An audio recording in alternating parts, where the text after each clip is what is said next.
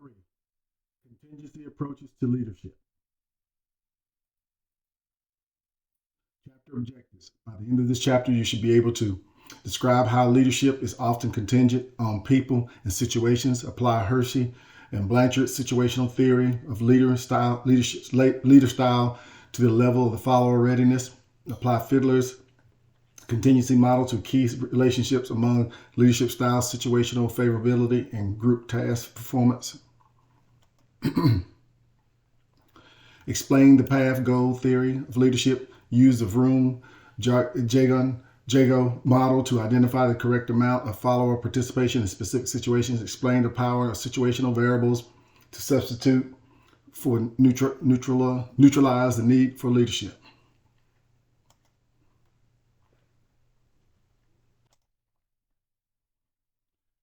Contingency approach. Contingency theory means one thing depends on other things. Contingency approaches that seek to delineate the characteristics of situations and followers and examine the leadership styles that can be used effectively. So when you're looking at basically, in order for one thing to happen, something else has to happen. Well, let's just say this. If something happens, then something else happens. It depends on what happened initially. And then when you look at the characteristics, when these things happen, what type of characteristics does a leader have to be effective in those situations? Comparing the universalistic and the contingency approaches to leadership. So if we look at the universalistic approach, you see we have leadership, traits, and behaviors, and then we have outcome. That's kind of what the general rule of thumb is. When we look at the contingency approach, it's different. You see, you have the leadership style, traits, behaviors, position. Then you see followers, needs, maturity, training, cohesion, task, structure, systems, environment. Then you get performance, satisfaction, and outcomes. So you see there's more taken into consideration. It's not just the leader, it's also the followers, but it's also based upon things that transpire. More so with the holistic approach, it's simply looking at the leader. So we look at these categories of leadership behavior, leader behavior, and 4 leadership styles. So let's look at here. I won't go through all of those. What I will tell you is this. If we look at high, to the far right, we look at high task, high leadership. Coaching towards achievement style, combined task and relationship behaviors. Low relationship, authoritative style, plan, short-term activities, clarified tasks, objectives and expectations, monitor operations and performance. So we'll go through this. The low task, low relationship, delegating style, low concern for both task and for relationships. And you see low task, high relationship, participative or supportive style, provide support and encouragement. So when we look at this, we see different types of styles for different types of situations. So this is one of the things I've always said. Leaders need to be fluid like water. They need to be able to adjust to whatever the situation calls for or based upon the needs of your people. When you find leaders who are very regimented, this is difficult for them because they're not able to adjust. And we get ready to go right into this next topic right here. Situational theory. Hershey and Blanchard's extension of the leadership grid, focusing on the characteristics of leaders as the important element of the situation and consequently of determining effective leader behavior. So basically, based upon the situation, the leader is the one who needs to make the adjustments. The leader, as I said, needs to be fluid like water. What do I do? Now, when they make the adjustment, do they make the right adjustment? Do they use the right leadership style? So, telling style. We're going to talk about different styles as telling styles. This is a directive approach that reflects a high concern for task and a low concern for people and relationships. Selling style, based on high concern for both relationships and people. Participating style, characterized by high relationship and low task behavior. Delegating style reflects a low concern for both tasks and relationships. So when you look at it, The one that jumps out to me the most would probably be the most beneficial and the most efficient would be the selling style. Why? Based on high concern for both relationships and people and tasks. You understand that building relationships with your direct reports, your employees, is very important, but also the tasks. So you're in tune with both the tasks, your employees, and also the tasks that they're currently doing. Situational model of leadership. So if we look at this, we see delegating, participating, selling, and telling. And we follow that, so we look over. So delegating, turn over responsibility for decisions and implementation. So this is what you normally see if you have a group of people who are very experienced and very efficient, don't need much guidance. Participating, share ideas and facilitate in decision making. Here again, you'll see when you have experienced people who know what they're doing. You can't share ideas and discuss decision making with people who don't know what they're doing or inexperienced. Selling, explain decisions and provide opportunity for clarification. Okay, if you have people who are not really sure about something, a lot of times if you have something that's new that you're trying to incorporate, this is where you may have to do the selling. Telling, provide specific instructions and closely supervise performance. This is where you have either underperforming people or inexperienced people or experienced people learning something new. So when you see, you look at this, follower readiness, and that's what it's all about. You see R4, able and willing or confident. R3, able but unwilling or insecure. R2, unable but willing or confident. R1, unable and unwilling or insecure. So the appropriate leadership styles we discussed before is exactly associated with those right there. So this is why you can never be a leader and just say, I'm going to lead one way. Okay, so when we look at follower readiness, low readiness, use the telling leader style. So this is where you're actually telling them what to do because they're not really, like I said, a lot of times there's inexperienced new or learning something new. Moderate is use the selling leader style when people are not necessarily bought into what he's trying to do. A lot of times you see this when you have change in an organization. And you say, okay, now I got to sell them on why we need to use this new program or why we need to do this the new way. High readiness, use a participating leader style when you have people who are pretty much experienced and self-sufficient and stuff. You know, just use a participant. You can actually talk to them and let them help you make good decisions. Very high readiness. Use the delegating style. Okay, when you have this, not only do you have people who are high performing at a high level and they're efficient, but you have leaders among them. Utilize these leaders and delegate some tasks and some responsibilities to them because they're capable of doing so. So the contingency model, the model designed to diagnose whether a leader is task-oriented or relationship-oriented and match leadership style to the situation. So this a lot of times you can have situations where you can have a good leader, but they're the wrong type of leader for a specific situation. I've seen that, and you may see this in the course of some of your careers down the road. Relationship-oriented leadership, concern with people, establishes mutual trust and respect, listens to employees' needs. So when you have the relationship-oriented, they're really people-centered. And a lot of times establishes mutual trust. Mutual trust, remember, that goes both ways. That means I respect my people, my employees respect me. I listen to their needs and I hear them. So you have a good functional two-way communication and it's people-oriented. Task-oriented leadership, motivated by task accomplishment, provides clear direction and performance standards. Measure with the least preferred coworker scale. So when you look at the task-oriented, this is leadership. This is primarily, I'm concerned with getting things done. Not so much with people, not so much with relationship building. I'm looking at the bottom line. Did we get things done? Situation, leader-member relations. So group atmosphere and members' attitudes towards and acceptance of the leader. So when you have the leader-member relations, you have a group atmosphere, members' attitudes towards and acceptance of the leader. So they respect the leader. The leader has done things that they view as being fair, and they view him or her as being a good leader. And so they respect him. Task structure. Extent to which tasks performed by the group are defined involves specific procedures and have clear, explicit goals. So this is what you would do when you have situations where you may have some folks who may not necessarily be performing up to the level where they should be. So you have defined tasks and steps they need to take. Realistically, you're telling people how to do the job and when to get it done, because you've determined that they're not capable of doing it for themselves. Position power, extent to which a leader has formal authority over subordinates. So position power is, when you look at the leaders as the power that they hold over their direct reports.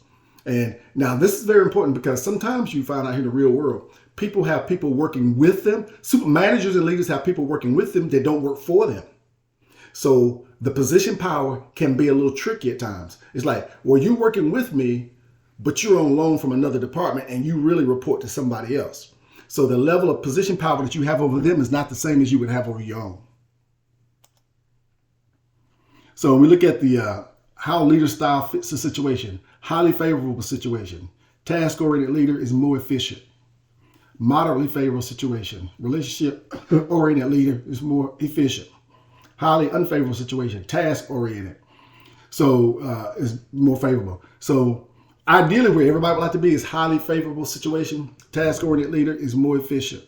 So you look at it and you think, let me digress. And moderately favored situation, relationship-oriented leader is more. So depending upon what type of situation, it kind of dictates what leadership style would be the best.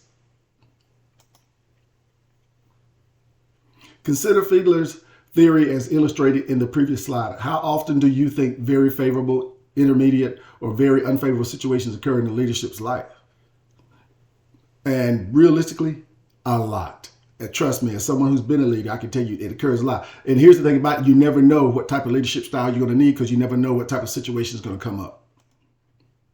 Path goal theory, a contingency approach to leadership in which the leader's responsibility is to increase his subordinates' motivation by clarifying the behaviors necessary for tasks and accomplishing awards. So when you think about path goal, you see this sometimes where you have individuals who don't necessarily have the motivation that they need. So you have to find ways to inspire and motivate these folks to get them to where they need to go and to be able to accomplish the goals that you've set for them. Leader roles in the path goal. So clarify path. Leader defines what follower must do to attain work outcomes. Leader clarifies follower's work role. Follower has increased knowledge and confidence to accomplish the outcomes.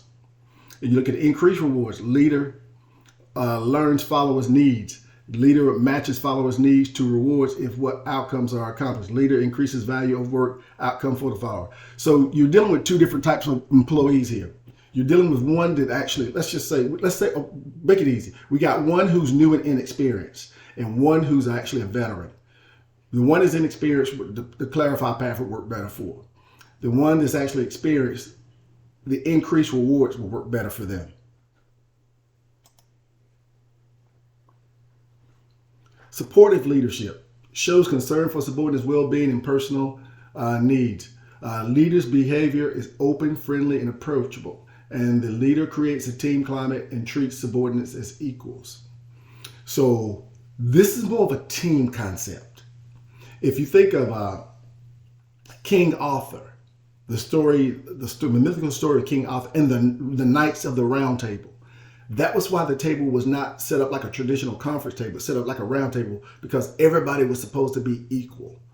When you look at this supportive leadership, this is kind of what they're talking about. Granted, you have a leader, but what the leader is doing is really building a team. Directive leadership tells subordinates exactly what they are supposed to do. Leader behavior includes planning, making schedules, setting performance goals.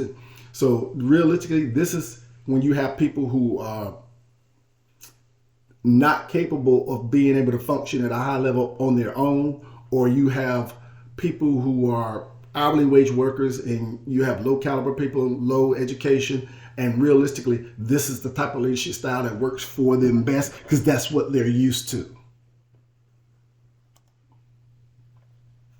Participant behavior consults with the subordinates about decisions. Leader behavior includes asking for opinions and suggestions, encourage participation.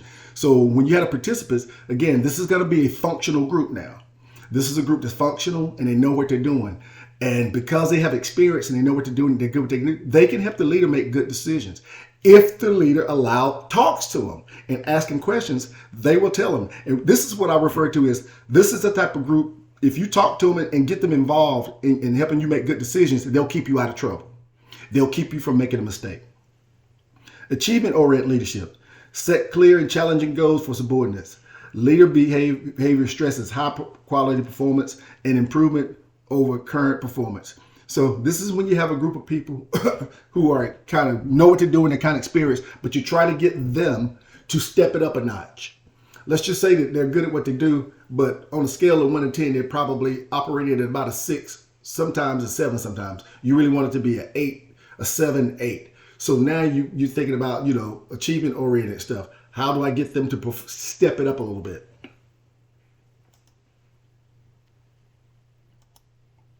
Situational contingencies, personal characteristics of group members. So personal characteristics of group members, you have ability and skills, needs, motivations, work environment, degree of task structure, nature of the formal authority system, work group itself. So when you look at situational contingencies, you got to take these things in consideration. These are variables. These are variables. And based upon these variables, it determines the type of leader you need to be. And it gives you the ability and skills. Okay, if you got a group that's got a lot of ability and highly skilled, you're gonna lead them. If you have a group that's actually doesn't have a lot of ability and not a lot of skills because they're new and they're learning, you're going to manage them. You're going to be more hands-on. So you're going to be providing more. You're going to have more hands-on with them until they get to the point where you can actually release them.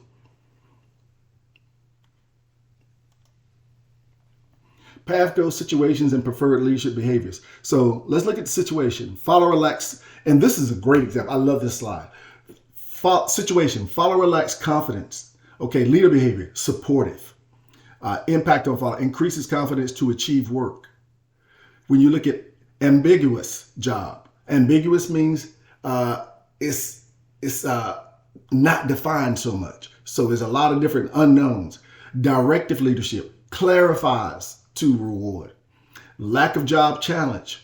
Okay, this is somebody who's been on the job a long time and like, you know what, I'm not challenged anymore, so I'm just on cruise control. Well, yeah, but now that they're not performing at a peak level. So achievement-oriented leadership set and strives for high goals, to get them inspired. Incorrect reward. Participative leadership clarifies followers' needs to change rewards. So you got that, and how you do that? By talking to them and figuring out what it is they need. And actually, you don't need to figure out. Talking to them and listen to them, they'll tell you. And then you can go ahead and figure out how to change the reward. Okay, we have another contingency model here. A contingency model that focuses on varying degrees of participative leadership and how each level of participation influences the quality and accountability of decisions. Situational factors shape the likelihood that either a participative or autocratic approach will produce the best outcome. Tells the leader precisely the correct amount of participation by subordinates to use in making particular decisions. Okay, so situational leadership, understanding, do I need to be an autocrat because I have people who are not good at making decisions, they're inexperienced, whatever, or do I do participative and participative? And if you do, that's because you have people you trust, they're subject matter experts, they're good at what they do. So you can allow them to participate because they know they can give you good information.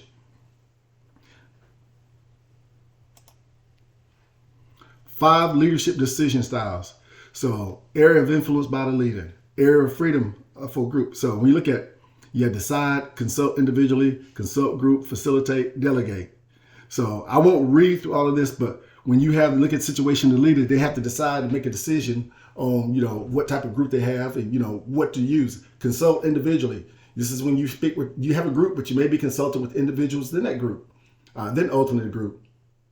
Then and after that group, and I'll be honest with you, in reality, a lot of times this is how it works. You do consult, as a leader, you do consult with individuals first within that group, because some of them will actually be dominant personalities or leaders within the group. And then you go ahead and speak to the group. Facilitate. So this is when you have a problem and you're trying to solve it and you're trying to get out there and you're trying to set objectives and boundaries of how to get this thing done and get others to follow it. Delegate. You can delegate to people who are responsible, who are knowledgeable, and people that you have high levels of trust in to actually take control of the situation and handle it.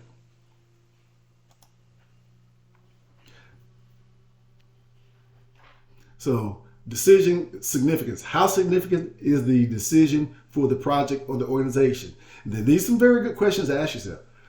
Importance of commitment. How important is subordinate commitment to carrying out that decision? Leader expertise. What is the level of the leader's expertise in relation to the problem? Likelihood of commitment. If the leader were to make the decision alone, would subordinates have high or low commitment to the decision? These are very important decisions. These are very important questions. And even back when I was managing and leading people, I never asked these questions, but I was thinking about these things. Not specifically, but these were the things that I had to know. These are the things that good leaders have to know. And I'll give you just one example here. If the leader were to make a decision alone, would the subordinates have high or low commitment to the decision? Well, if the leader makes a good decision and it makes sense to them, they may buy in. But if not, they won't. And how do leaders a lot of times make good decisions? It's by talking to subordinates. And let me tell you something, when the subordinates have an opportunity to give feedback and participate and give input, you are much more likely to get buy-in. Group support for goals. What's the degree of subordinate support for the team's or organizational objectives? Bottom line is this, if you got goals and they're the organizational goals, but they're not your group goals and you don't enforce that, that's going to be a long road to hoe. That's going to be difficult for you because the objectives are not aligned. You and your team are not aligned with the overall objectives and goals. What is the level of group members' knowledge and expertise in relation to the problem? Do you have people working on a situation or problem that has the expertise to deal with it? Or did you just give it to somebody and tell them to go handle it and they don't have it? Team competence. How skilled and committed are group members to working together as a team to solve problems? A team is only strong as its weakest link. A team, let me put it this way. You can have a team on paper, but not have a team in reality. They look like a team. On paper, they're a team. In reality, they don't function like one. And a lot of times that's due to leadership. If the leadership has not cultivated a culture of teamwork and competence, there's a high probability that they won't function that way. Selecting a decision style, time-saving base model. Use when a decision must be made immediately.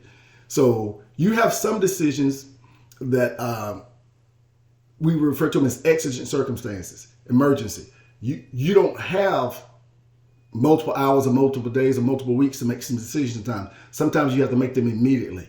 And how do you do that? Talking to people.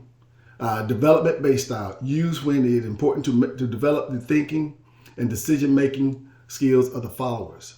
So now if you're trying to develop people and you're trying to get them to think independently and make decisions and take ownership, then this is a process. It's not like a light switch. You turn it on and turn it off. You have to start a process. And a lot of times that means that they don't function that way for a reason. Even it may be their predecessor didn't require it and didn't allow them to. It doesn't matter what the reason, but that's a process you'll have to go through.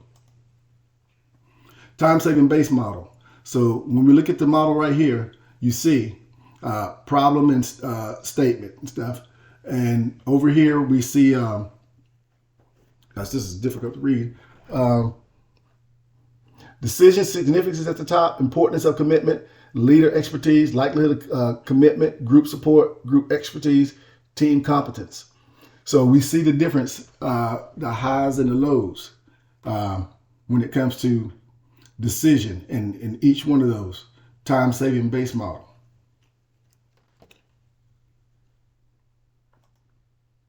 And this is a continuation of the model. Substitutes for leadership. Situational variable that makes leadership unnecessary or redundant. Situational variable that makes leadership unnecessary or redundant. Read that again. So when you have situational variables, you have to look at it and determine, are you making decisions that are necessary? Are you making unnecessary decisions? Or are you making decisions on something that's already been decided? And you're just repeating something. A lot of times when that happens, that's usually because you have a leader who's not aware of what's transpired before them or around them or above them. Neutralizer, situational characteristic that counteracts the leadership style and prevents the leader from displaying certain behaviors. So this is a situation when you have neutralizers for leadership. You put things into place whereas basically to keep somebody from doing some things that they shouldn't do. And providing structure for the leader, a lot of times, the neutralizer, it really helps. And I'll be honest with you, it really primarily works with leaders who are not the best. The best leaders don't really need it. So organizational variables. Look at group cohesiveness, formalization, and flexibility, low position power, task-oriented. So you see the substitutes for task-oriented leadership, people-oriented. You can read through these on your own and get a better idea of a more defined idea of what we're talking about here. So summary, we talked about all these different approaches to the models, and realistically, when it comes down to it, leaders, this chapter shows you leaders must be flexible. They must be able to do different things in different situations with different people and develop leadership style and know what leadership styles are appropriate. That concludes this chapter.